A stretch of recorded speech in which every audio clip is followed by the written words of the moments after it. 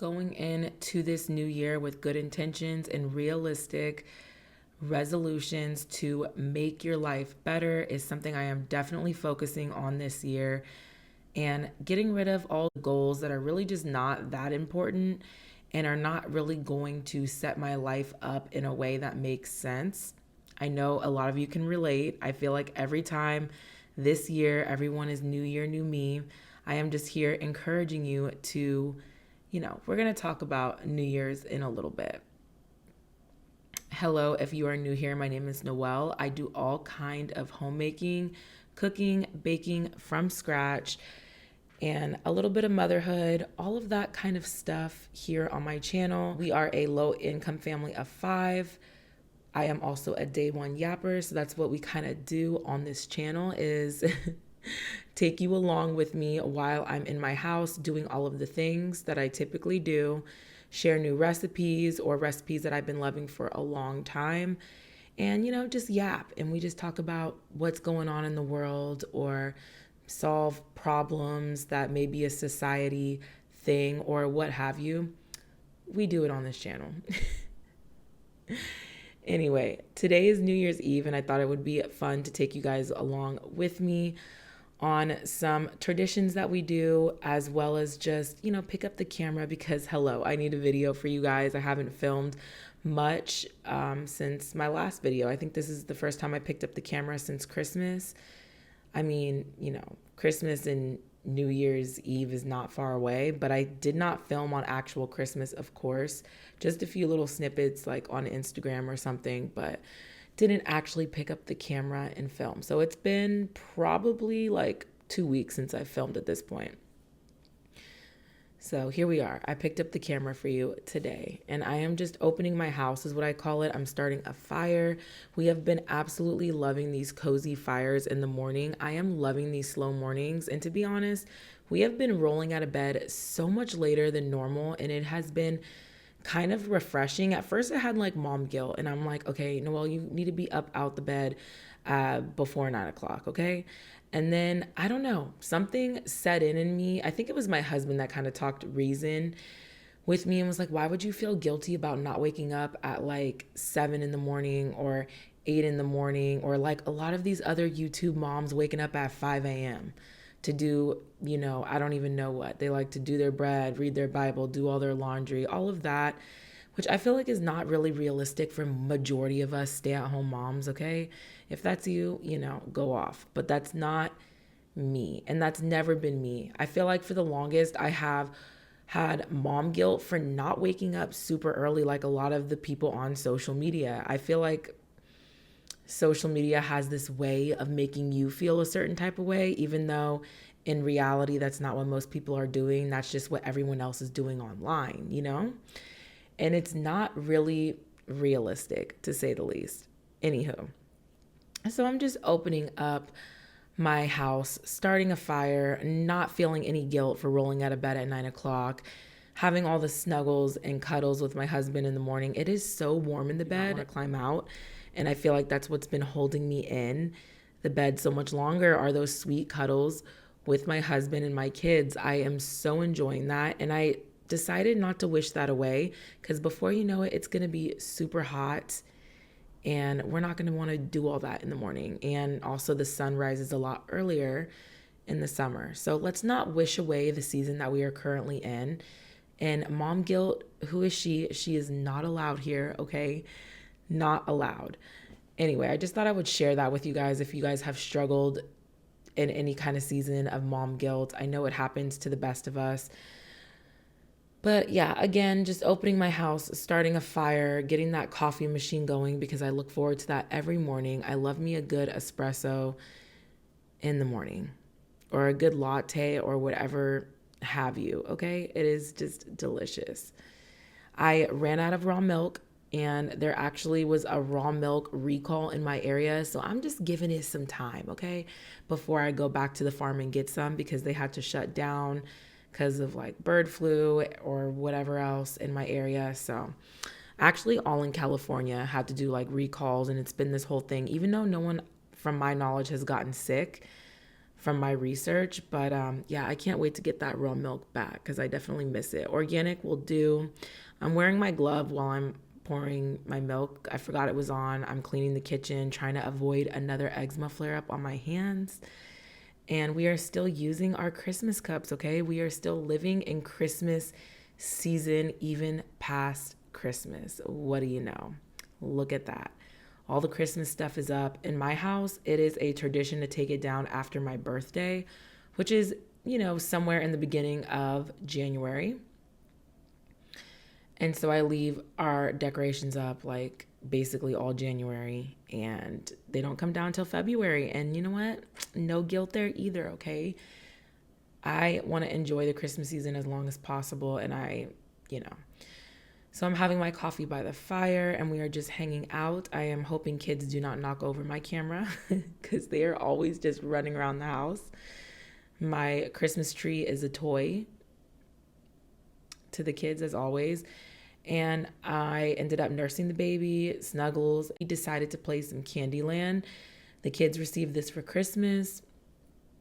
They have been absolutely loving this.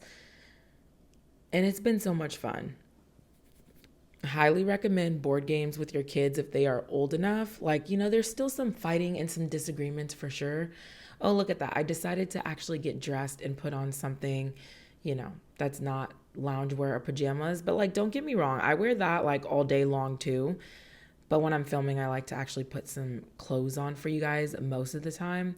So here you go. I'm wearing a dress and I realized that we are rocking Christmas colors. And again, after, Christmas, who cares? I think I'm looking cute in this apron.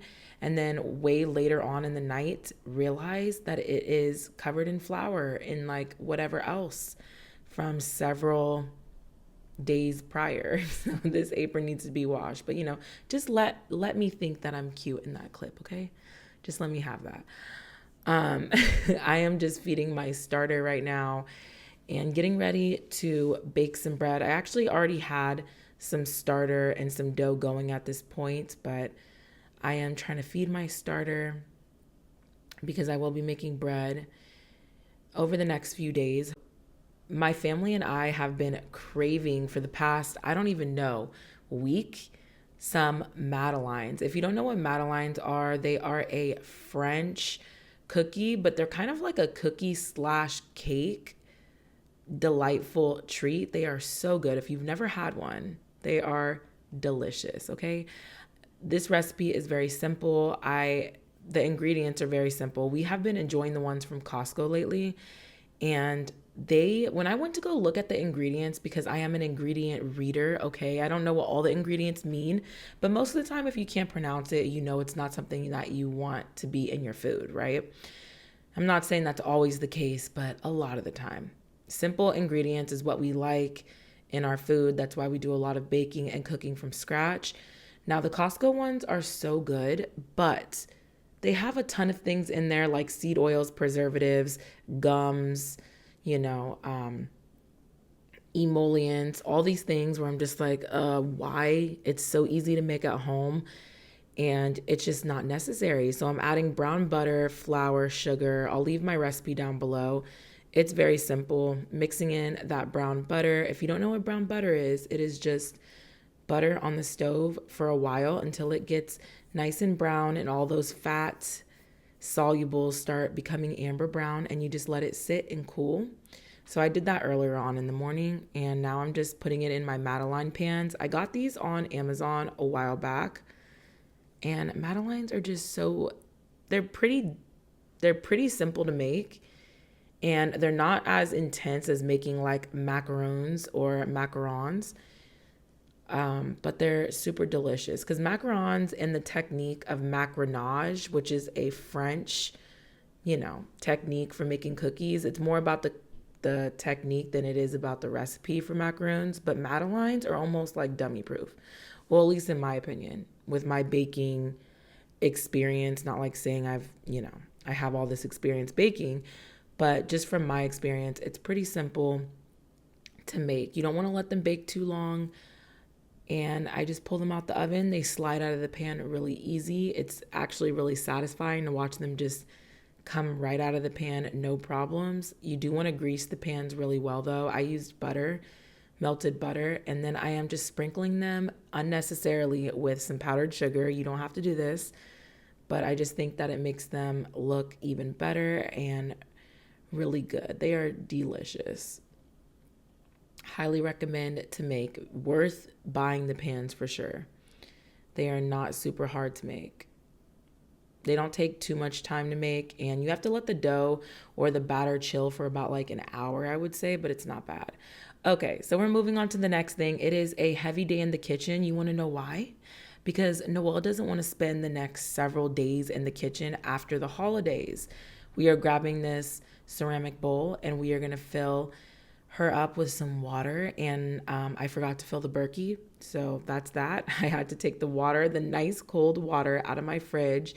I mean, thank God for cold water. I am a cold water drinker. I don't really love room temperature water, but yeah, I was kind of sad I had to use the cold water that I save for drinking in there, but it's okay. I filled the Berkey and we like remedied that situation real quick.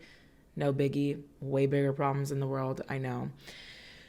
I am just adding some black eyed peas and we're going to let these soak. Now, you don't have to do this. We are making black eyed pea soup.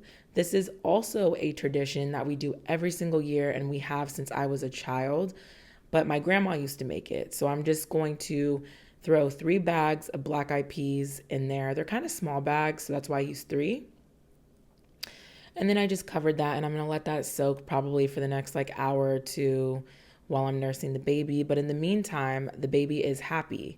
She is playing. She is living her best life in her little ball pit. So I can see her right there from the kitchen. I am going to chop some onions, wash some collard greens and some ham. Well, I'm not going to wash the ham. I'm going to cut up the ham and I'm going to actually cube it and put it all in the soup. This is a very simple soup. It is so good. It may make you a little gassy though because of the black eyed peas. I'm just warning you ahead of time.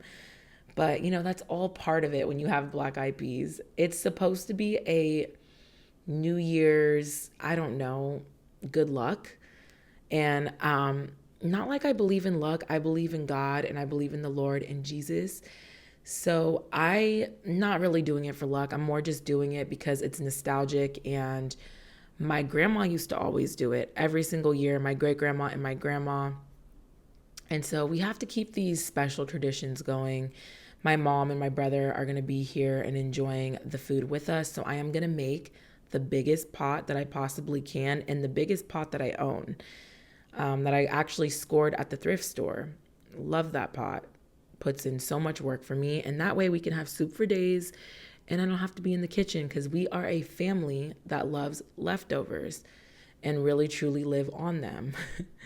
I am just going to cut up my washed collard greens, dry my collard greens because they're just going to go in a pot and then in a soup.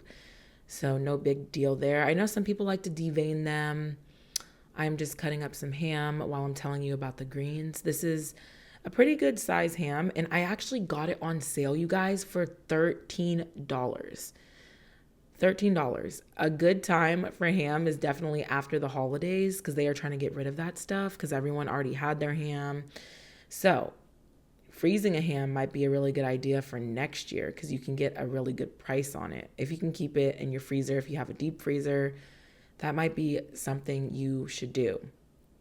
If you're on a budget or just don't want to spend a whole bunch of money for a ham. But yeah, I literally got this ham for like $13, $12, and it was a pretty good sized ham. And I'm just going to chop it up. We don't really have ham unless it's for the holidays.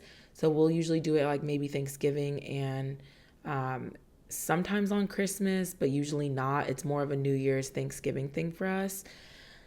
And I'm just going to cube it up in kind of fairly big pieces so we have good size pieces of ham. And then I also went ahead and saved the rest of the ham. I didn't put the whole thing in the soup because it was just too much, okay? Too much ham. And we actually ended up having it with breakfast the next few days, just putting it on the stove and giving it a nice caramelized cook on the stove. And it's just delicious with some eggs and we had some waffles.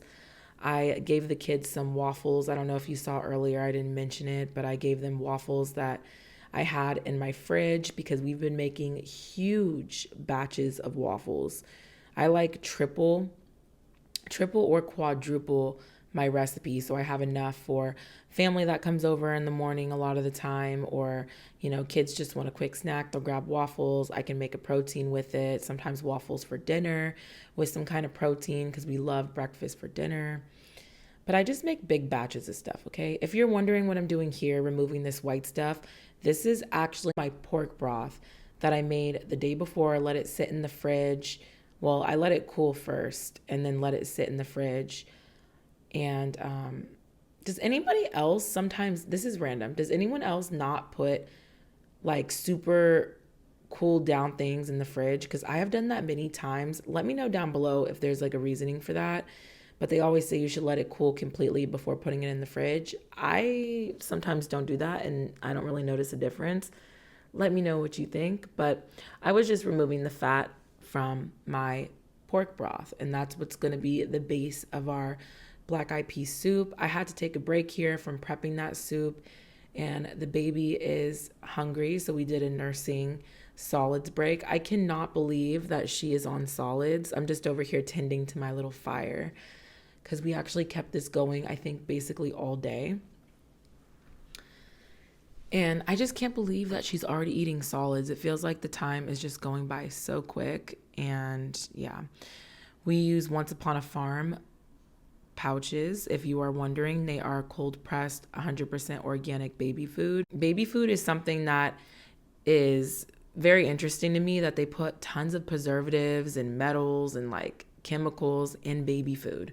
I feel like if the industry is doing that and the FDA allows that, we are in serious trouble when it comes to our actual food, okay? Just that alone, that they are willing to put that in baby food, a whole other subject for another day. But yeah, we use Once Upon a Farm cold pressed baby food, and I have with all of my kids. I honestly didn't think we were gonna do purees this time. I thought we would do baby led weaning, but she has no teeth, so purees it is.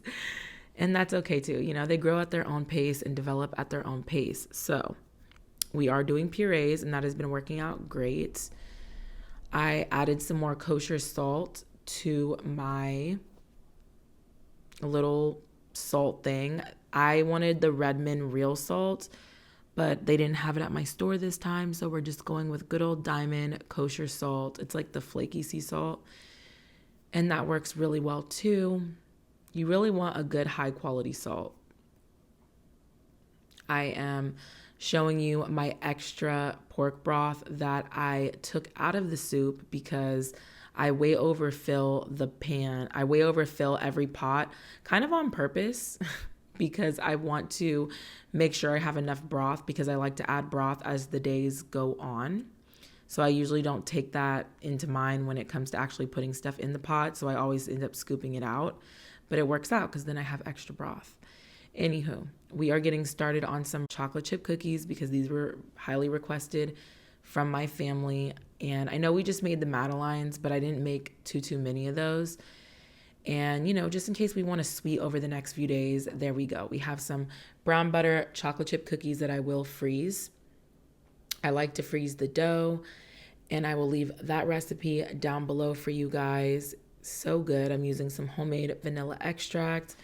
If you've never put brown butter in your stuff when it comes to baking, it is really, really good. I even do brown butter eggs sometimes. Like when I'm making scrambled eggs, I'll brown the butter first and then do my eggs. But yeah, that's really good too.